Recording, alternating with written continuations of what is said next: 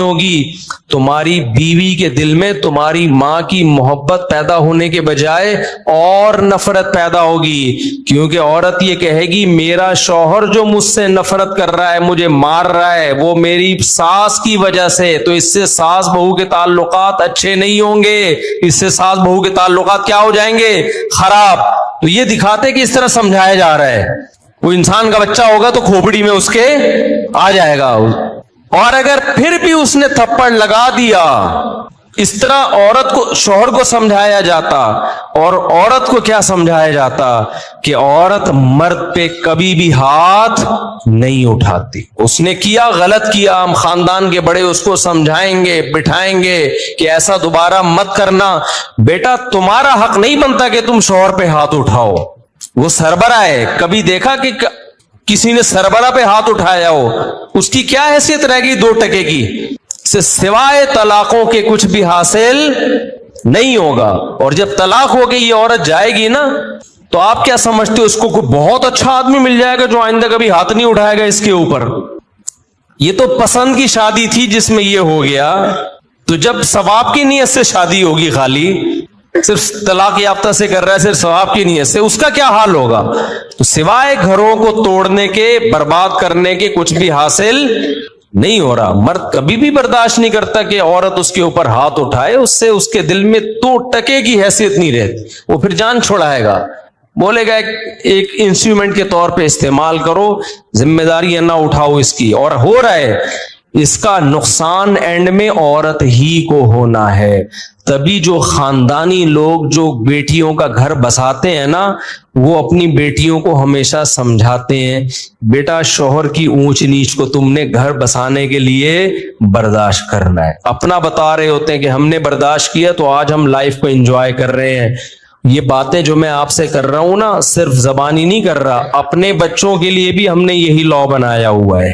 ہم بھی بیٹیوں والے ہیں, دامادوں والے ہیں, ہم نے بھی یہی لا بنایا ہوا ہے کہ تھوڑی اونچ نیچ ہو کوئی بات نہیں, آپ نے کیا کرنا ہے, آپ کی زندگی اپنے سسرال سے وابستہ ہے. شوہر کبھی غصے میں ہوتا ہے, کبھی نارمل موڈ میں ہوتا ہے, گھر بسانے کے لیے اونچ نیچ کو برداشت کرنا پڑتا ہے.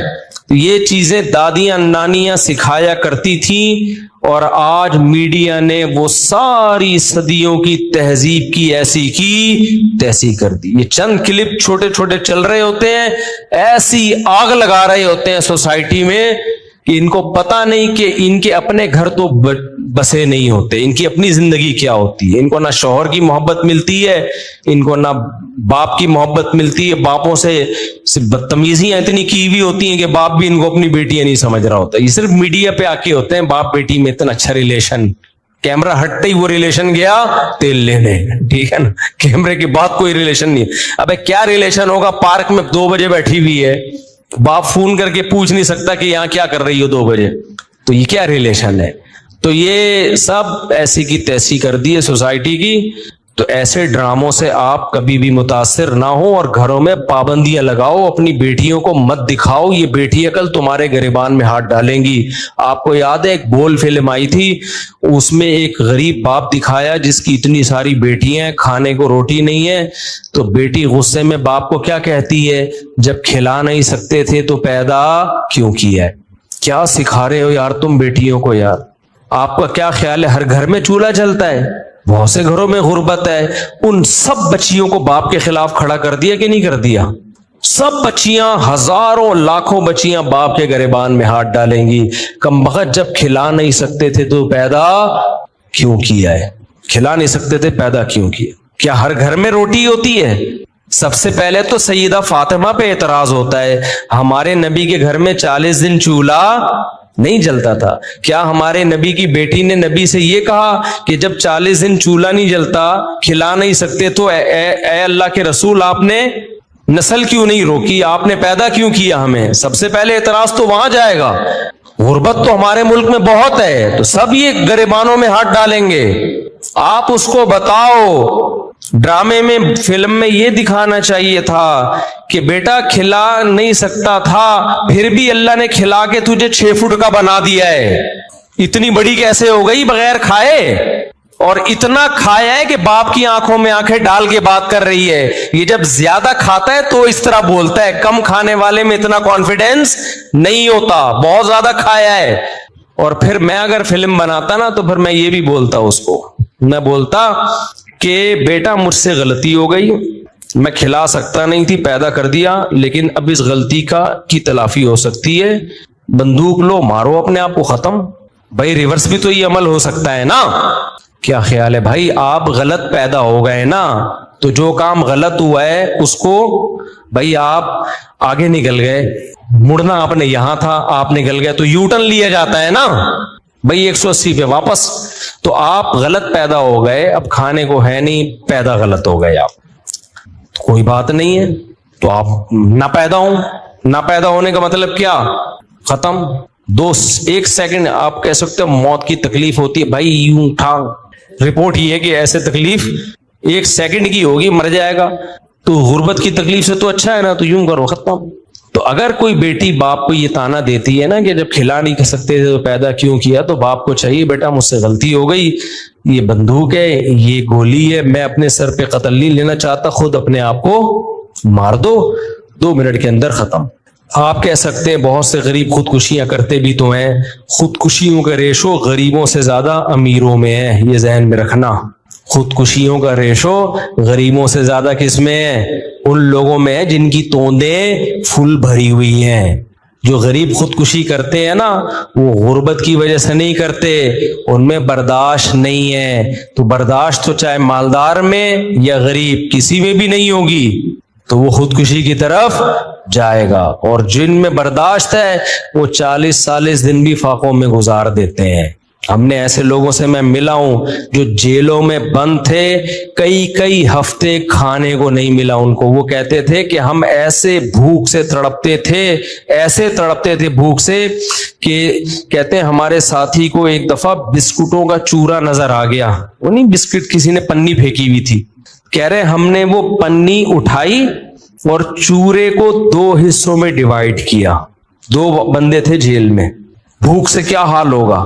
اور کہہ رہے ہماری یہ حالت تھی کہ ہلا بھی نہیں جا رہا. چورے کے 2 برابر حصے کیے, ایک حصہ یوں کر کے کہتے ہیں میں نے زبان پہ رکھ کے کافی دیر تک چاٹتا رہا کہ نگلنا نہیں ہے فوراً, تاکہ تھوڑا ٹیسٹ آتا رہے. خودکشی بولو نہیں کی. تو جو نہیں کرنا ہوتا نا, ایسی بھوک میں بھی نہیں کرتا. اور جو کرنے والے ہوتے ہیں اتنی بڑی بڑی توندیں, 1000 گز کے بنگلوں میں, اس کے بعد بھی پھنکے سے لٹکے ہوئے صبح دریافت ہوتے ہیں وہ. تو لوگوں کو غربت مہنگائی ختم کرنے کی کوشش کرواؤ, نسل روکنا اور اس طرح کی فلمیں بنانا اور بیٹیوں کو باپ کے خلاف بدتمیز بنانا, ان چیزوں پہ لوگوں کو مت لے کر آؤ. اور آئندہ کوئی ایسا کلپ دکھائے نا کہ شوہر نے بیوی کو تھپڑ مارا, بیوی نے بھی جواب میں تھپڑ مارا, اس پہ نیگیٹو کمنٹس کیا کرو, پازیٹو کمنٹس نہ کیا کرو.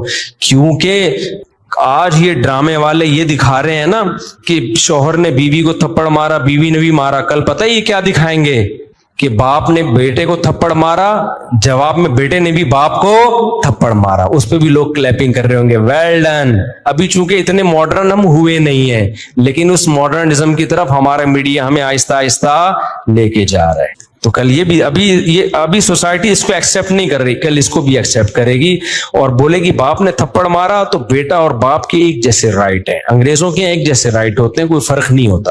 تو لہذا بیٹے نے بھی تھپڑ مارا. پھر کل دکھائیں گے ماں نے بیٹی کو تھپڑ مارا, بیٹی نے بھی کھینچ کے تھپڑ مارا, لوگ کلیپنگ کریں گے, ویل ڈن. ایسی ماں کے ساتھ ایسا ہی ہونا چاہیے. پھر دکھائیں گے ٹیچر نے, ہمیں تو کالج میں بھی ہم نے ٹیچروں سے تھپڑ کھایا ہے, ہمارے تو ذہن میں بھی نہیں. میں کالج میں تھا, میرے ٹیچر نے مجھے تھپڑ مارا تھا, اور ذرا سی بات ہے مارا, غلط کیا, نہیں مارنا چاہیے تھا, لیکن ہمارے ذہن میں تصور بھی نہیں کہ ہم بھی ٹیچر پہ ہاتھ اٹھائیں. اگر اٹھا لیتے, میں سمجھتا ہوں موت تک سکون نہیں ملتا. اب تک ضمیر ملامت کرتا کہ یار میں نے کیا ہے, میں ٹیچر پہ ہاتھ اٹھایا. بے سکون ہو جاتا کہ نہیں؟ جب تک اس کے پاؤں میں گڑ گڑا کے معافی نہ مانگ لیتا, ہمیں سکون نہیں ملتا. ایک مقام ہے مرتبہ بھائی, اس نے غلط کیا, بلا وجہ تھپڑ مار دیا, لیکن ہم تھپڑ کیسے مارے؟ ہم یہ کیسے ہو سکتا ہے یار اپنے ٹیچر پہ ہاتھ اٹھ کے؟ لیکن کل میڈیا دکھائے گا کہ ٹیچر نے اسٹوڈنٹ پہ تھپڑ مارا، اسٹوڈنٹ نے کھینچ کے ٹیچر کو، اور کمنٹس میں کیا ہوگی؟ کلیپنگ۔ ابھی صرف میاں بیوی کے رشتے کو توڑ رہے ہیں یہ لوگ، کل باپ بیٹے کے رشتے کو بھی توڑیں گے، ماں بیٹی کے رشتے کو بھی توڑیں گے، ساس بہو کے رشتے کی تو ایسی کی تیسی پہلے ہی کر چکے ہیں، کچھ مذہبی اسکالر بھی ان کی باتوں میں آ گئے ہیں۔ پھر آہستہ آہستہ بہن بھائیوں کے رشتے کو توڑیں گے، پھر آہستہ آہستہ یہ چچا بھتیجے کو، ماموں بھتیجے بھانجوں کے رشتے کو توڑیں گے۔ پھر پتہ ہے صرف ایک رشتہ انسان کا رہ جائے گا، وہ ہوگا کتا جو گورے کا ہے۔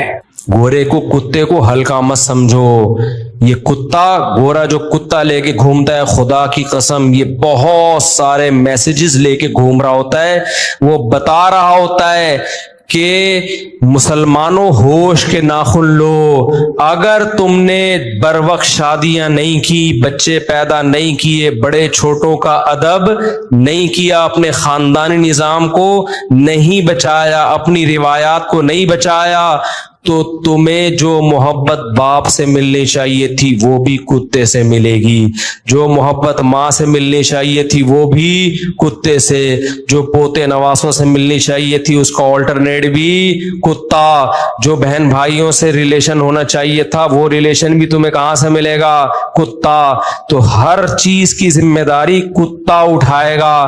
میرے بھائی ایک کتے پہ اتنا بوجھ مت ڈالو، اتنا بوجھ مت ڈالو۔ تمہیں میری باتیں مذاق لگ رہی ہیں، کاش یہ باتیں کھوپڑی شریف میں بیٹھ جائیں کسی طریقے سے۔ ہم چیخ رہے ہیں، عمل کر کے دکھا دیا بھائی، ہم تو بدعمل لوگ ہیں، لیکن اس میں ہم نے شادیاں بھی کر کے دکھا دی، بچے بھی پیدا کر کے ولاگ میں دکھا، اس لیے مجھے شوق نہیں ہے بچے دکھانے کا، اس لیے دکھا دیے کہ یار ہم بھی تو ہے نا۔ لوگ کہتے ہیں تمہارے پاس پیسہ ہے، ابے جب ہماری شادیاں تھیں ہمارے پاس پٹ پٹی بائک تھی پرانی سی، میں نے 6 مہینوں کی قسط پہ ایف ایکس خریدی تھی پچکی ہوئی، اس وقت میری 3 بیویاں تھیں، سمجھ رہے ہو، اور 10-11 بچے تو اس وقت بھی تھے، یہ تو بعد میں سستی کا شکار ہوا ہوں میں، اس وقت بھی ہم اسی طرح خوش تھے الحمدللہ، اور ہمارے کوئی اعمال تھوڑی ہیں جس کی وجہ سے ہم خوش ہیں، کوئی اتنے نیک آدمی تھوڑی ہیں، یہ تو بس ایک فطرت سے بغاوت نہیں کی ہم نے۔ تبھی مجھے ڈر لگتا ہے کہ یہ استدراج نہ ہو، اللہ کی طرف سے ڈھیل نہ ہو۔ تو اتنا کچھ بتا دیا، 20 سال سے میں یہ چیخ رہا ہوں کہ نسل بچاؤ، بچے پیدا کرو، عورت کو گھر کا ہاؤس وائف بناؤ۔ اب یہ کتنی بڑی میڈیا میں ایک بحث چل رہی ہے، اگر آپ ہاؤس وائف ہیں تو آپ یوں کریں، ابے وائف ہوتی ہاؤس ہے، ہاؤس میں ہے، ہاؤس کے باہر جو ہے وہ وائف کہاں رہی؟ پھر نہیں آئی میرا خیال ہے بات۔ وائف کا مطلب ہی ہاؤس وائف ہی ہے بھائی، جو ہاؤس میں نہیں ہے تو پھر ہاؤس نہیں، وہ ہوٹل ہے، رات کو میاں بیوی کی ملاقات ہوتی ہے، وہ ہوٹلوں میں بھی ہو جاتی ہے، ٹھیک ہے نا؟ نہیں آئے گی سمجھ میں، خدا کی قسم بہت مشکل ہے سمجھانا۔ ہاؤس وائف، یہ وائف کا جو لفظ ہے نا، اس میں ہاؤس گھسا ہوا ہے، یہ وائف سے الگ نہیں ہو سکتا، وہ پوری وائف ہے ہی نہیں جو ہاؤس وائف نہیں ہے بھائی، وہ آدھی وائف ہے آدھی کچھ اور ہے، وہ تو وائف کہاں ہوئی پھر وہ؟ تبھی دیکھو عربی میں بیوی کو اہل بیت کہا جاتا ہے، اہل بیت۔ اہل بیت کا مطلب پتہ ہے کیا ہے؟ بیت گھر کو کہتے ہیں، اہل والا